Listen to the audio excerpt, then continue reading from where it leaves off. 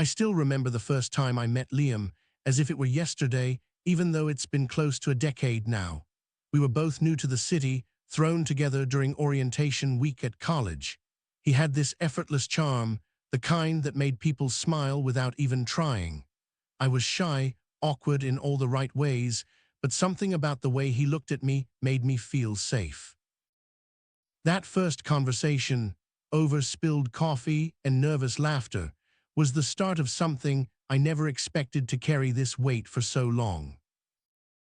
Over the months, our friendship blossomed in the most organic way. We became inseparable, the kind of friends who could communicate with just a glance. We shared secrets, dreams, and countless late-night talks about everything and nothing. I found myself hanging on to every word he said, memorizing the way his eyes crinkled when he laughed and the little quirks that made him uniquely Liam. It was easy to forget, in those moments, that my feelings were growing into something deeper than friendship. There was a simplicity to the way we connected, but beneath that simplicity was a storm I couldn't quite name. I kept my heart tucked away, afraid to disturb the balance we had. Every time he talked about someone he liked or mentioned a girl he was interested in, my chest tightened.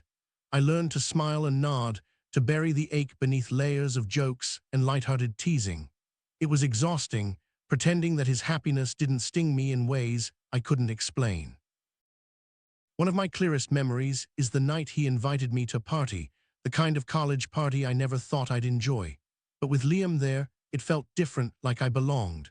We danced awkwardly, laughed louder than we should have, and he held my hand for a moment longer than necessary. My heart soared, imagining that maybe, just maybe, there was something more between us. But the next day, he was the same easygoing Liam, oblivious to the storm his presence stirred inside me. I tried to be patient, telling myself that feelings like mine would pass, or that maybe I was just caught in a fantasy.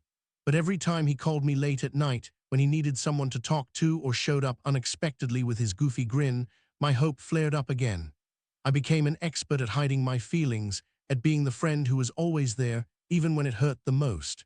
It was a silent sacrifice, but I convinced myself it was worth it just to be near him.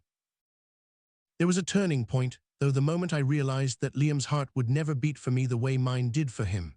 It was a casual conversation, really nothing dramatic. He told me about this girl he met, how amazing she was, and how excited he was to see where things might go. I smiled, offered my congratulations, and felt my world tilt on its axis.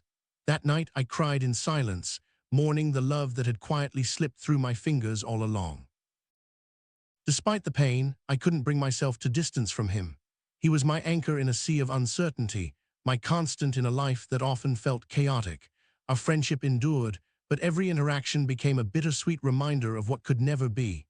I caught myself analyzing every smile, every touch, searching for signs that maybe, just maybe, the feelings could be mutual. But those signs never came, leaving me trapped in a limbo I couldn't escape. There were moments when the weight of unrequited love felt unbearable. I found myself withdrawing, avoiding places we used to go together, and pretending to be busy just to dodge the ache of seeing him with someone else. It was like living in two worlds, one where I was his closest friend, and another where I was invisible, a ghost haunting the edges of his life. The loneliness was crushing, even in the company of someone I loved so deeply. One summer we took a trip with a few close friends to the lake, a tradition we'd started years ago. The nights were filled with laughter and music, but beneath the surface, I was drowning in thoughts of what I would never say. Watching him talk to other girls, I felt a hollow ache that no amount of sunshine or good company could fill. I realized then that my love was a secret burden, a quiet scream that only I could hear. I tried to talk to him once about how I felt, but the words caught in my throat. The fear of losing him, of shattering the fragile bond we had, was paralyzing. Instead, I settled for small gestures, a hand on his shoulder, a lingering glance, a note left tucked inside his notebook. Each one was a silent plea, a hope that he might see me differently. But he never did, and each unanswered gesture chipped away at my heart. In time, I learned to find solace in the little things. The way he trusted me with his secrets, the way he laughed at my terrible jokes, the quiet moments when it was just the two of us. Those moments were precious, even if they were tinged with sadness. I clung to them, like a lifeline in a sea of unspoken feelings, reminding myself that some kind of love was better than none at all. There was a night when I caught him staring at me, really looking, as if seeing me for the first time. My heart raced, but the moment passed too quickly. He smiled and changed the subject, and I was left wondering if it was just my imagination or something more. Those fleeting seconds of connection kept me going, fueling a hope that maybe, one day, he'd realize what I had always felt. But reality was relentless. Liam eventually started dating someone else seriously, and I was invited to their celebrations and milestones. I put on my best happy face, even as my world crumbled a little inside. His happiness should have been enough, but it was. It was a reminder of the love I had that would never be returned, a silent ache that echoed louder with every passing day. Friends around us began to notice the shift, the way I pulled back, the way my smiles sometimes didn't reach my eyes. They asked if I was okay, if I wanted to talk. But how do you explain loving someone who loves someone else? How do you admit that the very person who's your closest companion is also the source of your deepest pain? I kept it all locked inside, a secret I carried like a shadow. There were nights I lay awake, imagining different versions of our story. What if I had been braver? What if I had said something sooner? What if he had looked at me the way I looked at him? Those what-ifs haunted me, a relentless echo of possibilities that would never come true. It was a paradox, loving someone so much yet feeling so utterly alone in that love. Sometimes I caught myself comparing every new person who came into my life to Liam. No one could match the way he understood me, the way he seemed to know what I needed before I said a word. It was unfair, really, to hold on to that ideal when the reality was so different. But the heart doesn't follow rules or fairness.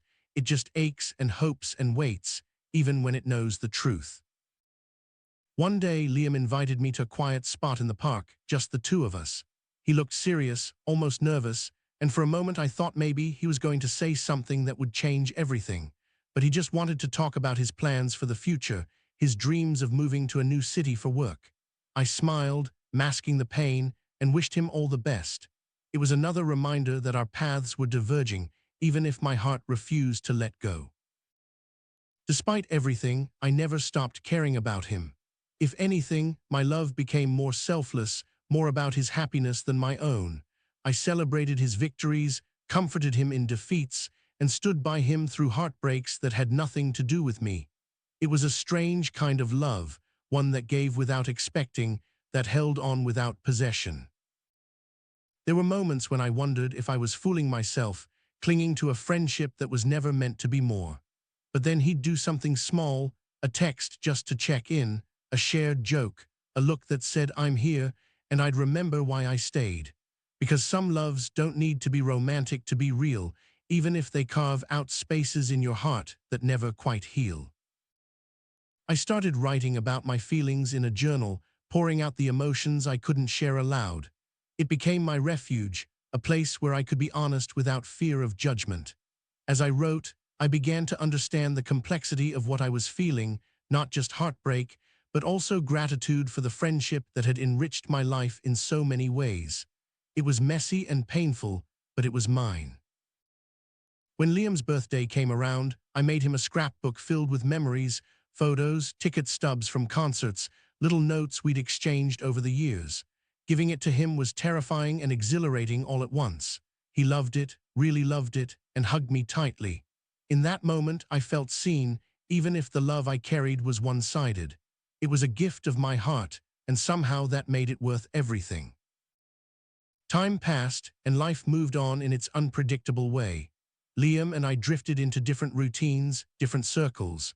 Our conversations became less frequent, but the bond remained. I realized that love isn't always about possession or reciprocation. It's sometimes about holding someone gently in your heart and letting them live their truth, even if it doesn't include you. There was a day when I saw Liam with his partner, laughing and holding hands, so effortlessly happy. My first instinct was pain, sharp and immediate. But then I felt a surprising warmth, a quiet joy for him. It was a small but significant shift, acceptance, maybe, or the beginning of healing. Loving him had changed me, taught me patience and resilience, even if the story wasn't the one I dreamed of. Sometimes I wonder what it would be like if things were different, if I had confessed my love early on, if he had looked at me with the same longing. But then I think about all the moments we shared, the laughter and tears, the silent understandings. Maybe unrequited love isn't just about loss, but also about the depth of connection that stays with you, shaping who you become. I still keep his messages, the ones where he called me my person, the inside jokes that only we understand. They're reminders that even if love wasn't returned the way I wanted, it was still real in its own way. And maybe that's enough. Maybe some loves are meant to be unspoken, unreciprocated, but never forgotten. Sometimes I catch myself smiling at a memory of him, a flash of that easy camaraderie that made everything feel possible. It's a bittersweet feeling, like holding a beautiful but fragile secret close to my chest. I don't know what the future holds for us, or if I'll ever find the courage to let go completely. For now, I'm content to walk this delicate line between friendship and longing, knowing that some stories don't have neat endings. There are days when the loneliness is overwhelming, when I wonder if I'm fooling myself by staying so close to someone who can never be mine. But then Liam does something kind, a thoughtful text, a shared moment, and the pain softens, replaced by a quiet hope that maybe, just maybe, there's a place for me in his life that's more than just a friend. I remember the time we got caught in a sudden rainstorm, laughing as we ran for cover. He pulled me close under his jacket, and for a moment, the world shrank to just the two of us. That fleeting closeness was a glimpse of what I longed for, a spark that I held onto in the darker days. It's strange how small moments can carry such weight, how a single touch can echo in your heart for years. Sometimes I wonder if Liam senses what I feel, if he ever suspects the depths beneath my easy smile. But he's always so genuine, so open, that I can't imagine him keeping secrets from me. Maybe that's what makes it harder, the knowledge that he sees me only as a friend, while my heart quietly breaks in silence. I've tried to move on, dated other people, opened my heart to new possibilities, but no one ever quite fits the space Liam occupies. It's like trying to replace a song that's become the soundtrack of your life. You can try, but the melody never quite matches. That's the paradox of unrequited love. It's both a burden and a gift, shaping your story in ways you never expected. One night we stayed up talking until dawn, sharing fears and hopes in the quiet hours. I wanted to tell him everything, to confess the love that had been my secret for so long. But the words stayed locked inside, swallowed by the fear of losing what little we had. Instead, I held his hand and whispered that I was grateful for him, hoping he could feel the weight of my unspoken feelings. There was a time when I thought I might finally confess, when the timing seemed perfect and my heart was ready. But life intervened, distance, new jobs, new relationships, and the moment slipped away. I learned that sometimes love is about timing as much as feeling, and when the timing is wrong, even the strongest love can remain silent. Despite everything, Liam remains my closest friend. We share inside jokes, support each other through hardships, and celebrate the small victories. It's a relationship built on trust and affection, even if it's not the kind of love I dreamed of. I cherish it, even as I grapple with the quiet ache of what might have been. There are nights when I scroll through old photos, reliving moments frozen in time.